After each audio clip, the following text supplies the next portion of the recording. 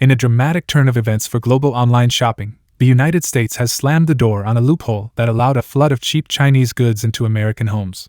New tariffs and trade rules are poised to reshape e-commerce as we know it. Chinese shopping apps Temu and Shein, known for ultra-low prices and endless ads on social media, are now scrambling. Today we report on the urgent changes, Washington's tariff crackdown on small parcels, the upheaval for these retail giants, and what it means for shoppers and sellers worldwide. For years, bargain hunters could buy trinkets and trendy clothes from China delivered to their door tax-free. This was thanks to a little-known rule in U.S. Customs Law, Section 321 of the Tariff Act of 1930, which exempts imports valued at $800 or less from duties and inspections. Under this de minimis program, Chinese e-commerce firms took full advantage, shipping millions of low-value packages directly to American consumers every day with minimal oversight. An electronic customs classification called Entry Type 86, T86, made it even easier. It allowed these small parcels to clear customs rapidly through a streamlined data system. Together, Section 321 and T86 opened the floodgates for fast fashion outfits and dollar gadgets to pour in from Chinese warehouses virtually tariff-free. This loophole transformed the U.S. marketplace. Last year alone, roughly 1.4 billion direct-to-consumer packages entered the U.S. under de minimis rules. That's on the order of 3 to 4 million parcels each day. Well over half of these were coming from China, often via Hong Kong, powering the rise of sites like Shein, for cheap clothing, and Temu, for discount housewares and electronics. Each parcel, by staying under the $800 threshold, avoided tariffs that traditional importers or retailers would have to pay. This gave foreign sellers a significant edge on price and allowed them to microship goods in huge volumes. It was a sweetheart deal for consumers chasing $5 shirts or $2 phone chargers, and for Chinese platforms racing to gain U.S. market share. That era of virtually duty-free Chinese parcels has abruptly come to an end. In early April, U.S. President Donald Trump delivered a major trade broadside. He signed an executive order revoking the de minimis exemption for goods from China and Hong Kong. Effective May 2nd, any package coming from those places, no matter how low the value, must pay import duties and comply with full customs checks. Carriers and postal services have been ordered to report detailed shipment data to U.S. Customs, closing what Trump called a trade loophole that had been exploited for years. The new tariffs associated with this move are steep. Initially, Washington set a flat 30% duty on these small package imports, or a minimum fee of $25 per item, to increase to $50 per item after June 1st. But the tariff escalation didn't stop there. When Beijing retaliated with its own tariffs last week, the U.S. hit back even harder. The White House tripled the rates on previously exempt parcels, now 90% tariff or $75 per item, rising to a whopping $150 per item by June 1st. For context, a $20 trinket could incur $75 in duties, an almost 400% tax. Even aside from the small parcel rules, the administration piled on broader China trade penalties, bringing the total tariff on many Chinese goods to around 145% on average.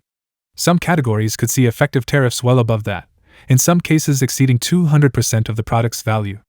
In short, Chinese imports that once slipped in duty-free will now be hammered with taxes as high as 90%, 145%, even 245% in extreme cases. Trump and bipartisan supporters justified the clampdown on two fronts: fair trade and safety. They argued the de minimis loophole gave Chinese firms an unfair advantage and even enabled drug trafficking and counterfeit goods to slip through unchecked. For too long, this customs loophole has let foreign exporters flood our market with cheap goods, resulting in factory closures, job losses, and deaths. Congresswoman Rosa DeLauro said, pointing to fentanyl smuggling hidden in small packages. By shutting it, U.S. officials aim to protect domestic industries and stem illicit trade. But the sudden tariff shock is rippling across the retail landscape, triggering immediate fallout for companies and consumers. The first to feel the heat are the Chinese retail giants Temu and Shein. These companies built their U.S. empires on rock-bottom prices and a seamless flow of duty-free packages.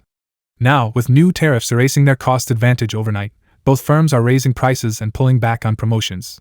Shein, the online fast fashion phenom, alerted customers that its operating costs have gone up due to recent changes in global trade rules and tariffs, and it will implement price adjustments starting April 25th. Temu issued a nearly identical notice to shoppers about impending price hikes to offset soaring expenses. In other words, the days of $5 dresses and $1 earrings delivered free are coming to an end. U.S. buyers will soon see higher tags at checkout as these platforms grapple with paying import duties. Perhaps even more telling is how abruptly these firms slashed their marketing spending once the tariff news hit. Both Temu and Shein had been ubiquitous advertisers on apps like Facebook, Instagram, TikTok, and YouTube, aggressively courting young, price-conscious shoppers. That spree has screeched to a halt. According to industry data, Temu's US advertising plunged right after the rule change. On Google's ad network, Temu went from running around 30,000 to 60,000 ads a day in early April to just a dozen or so ads by mid-April. By April 12th, the company had effectively turned off all its Google shopping ads in the US. A similar retreat unfolded on Meta's platforms, Facebook and Instagram, where Temu's ad count dwindled to almost zero. Shein, too, has sharply pulled back on sponsored posts and influencer deals in the US. This marketing blackout is unprecedented, and it speaks volumes. Temu and Shein are bracing for a slump, unwilling to pour money into advertising when their core selling point, ultra-cheap delivery, is disappearing. Early signs suggest their US sales and app downloads are already dropping in tandem with the ad cuts. Temu, for example, has fallen down App Store rankings after its ad spend cratered. Essentially, these companies are hitting the brakes on growth and going into damage control mode. They face a stark choice: accept thinner margins by absorbing some tariffs, unlikely, or pass costs to consumers and risk losing the ultra-bargain appeal that fueled their rise. The impact of the US crackdown isn't limited to corporate offices, it's being felt on the ground in China's manufacturing hubs. Thousands of small suppliers and factories that rode the Temu/Shein wave are now seeing orders dry up. Many of these suppliers operated on razor-thin margins, counting on massive US order volumes that may no longer materialize. Now, with tariffs as a barrier, some Chinese manufacturers report that production lines have stalled. There are reports of suppliers in Guangzhou and Shenzhen shutting down operations or switching to other clients as US demand falters. Some workshops that churned out cheap apparel for Shein have gone quiet as purchase orders are slashed.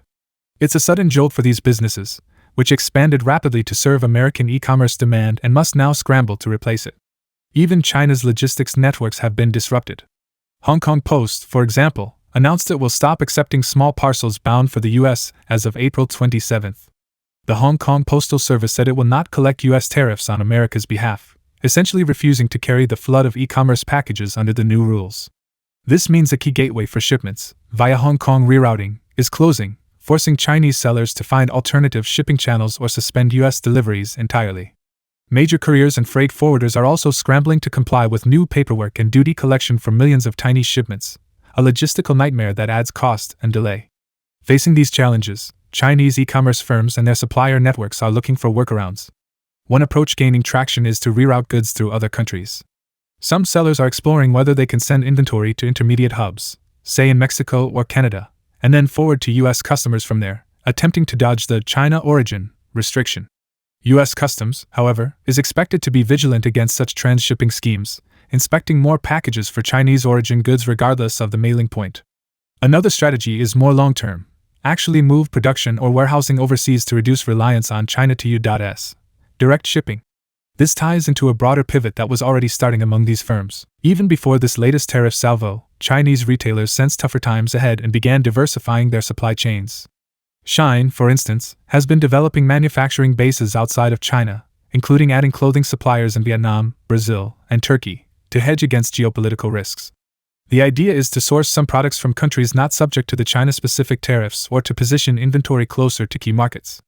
We may now see an acceleration of that trend. Southeast Asia, with its lower wages and trade agreements, is an attractive alternative. Some Chinese-owned factories are already migrating operations to places like Vietnam, Indonesia, and Thailand, hoping to label goods made in Vietnam and retain duty-free access to the US or other regions. For Temu's part, its parent company PDD Holdings has been experimenting with an Amazon-like bulk shipping model. Instead of mailing individual orders from China to Ohio one by one, Temu has started sending large batches of merchandise to overseas warehouses, for example, in North America or Europe, then delivering to customers domestically. This model incurs duties on the bulk import, but it can lower the per item shipping cost and bypass some of the newly imposed per package fees. PDD's executives have openly acknowledged the challenges ahead for its global business and say they are exploring innovative localized supply chain solutions to cope with the new US rules. As Chinese e-commerce players pivot operationally, they're also refocusing on other markets outside the US. The European Union is one obvious target. Europe has a huge base of online shoppers and, until recently, a relatively lenient regime for low-value imports, duty-free up to €150. Indeed, both Temu and Shein have been expanding in Europe. However, Europe is now waking up to the same concerns the US has addressed. EU officials report that an astonishing 4.6 billion low-value items, under €150, were imported into the EU last year, equating to 12 million parcels per day, and 91% of those packages came from China. European manufacturers and retailers are complaining about being undercut by this influx of ultra-cheap Chinese goods. In response, the European Commission has started cracking down. Brussels recently proposed ending the €150 duty-free threshold for imports as part of a broader customs reform. They have also launched investigations into platforms like Shein on issues of product safety and compliance with consumer protection rules. European authorities cite unfair competition, arguing that these cheap imports often evade VAT/taxes or flout regulations, and even environmental impact, given the carbon footprint and waste of so many throwaway items. Britain is seeing similar pressure. UK retail groups warn that if the US closes its doors, Chinese sellers will divert dumping of cut-rate goods into the UK/EU market, and they urge their government to close any remaining tax loopholes as well. In short, the global climate is turning less hospitable for the Temu/Shein model of frictionless cross-border bargain shopping. This rapid series of events marks a turning point for global e-commerce. The convenient era of buying a $3 gadget from an app and having it whisked from a Shenzhen factory to your mailbox in days, tariff-free, may be fading. American shoppers will likely see higher prices on platforms that used to be ultra-cheap, as tariffs get baked into costs. One research study estimates U.S. consumers could pay $11 to $13 billion more per year due to the loss of de minimis bargains, a burden that will fall especially hard on lower-income households who relied on these sites to save money. The playing field may tilt back slightly toward traditional retailers and U.S. manufacturers, who had been struggling to compete with the flood of untaxed imports. On the other side, Chinese sellers and suppliers are being forced to adapt or risk ruin. We may see consolidation in China's e-commerce export sector. Only the most resourceful companies with diversified supply chains might survive the squeeze of tariffs and stricter scrutiny. Many are now exploring growth in emerging markets or investing in foreign warehousing to keep their export businesses alive. And if more regions join the US in shutting down the small parcel loophole, the entire playbook of direct-from-China retail will need rewriting. Broader geopolitical implications loom as well. US-China trade tensions are entering a new phase, one that directly touches ordinary consumers and small businesses on both sides.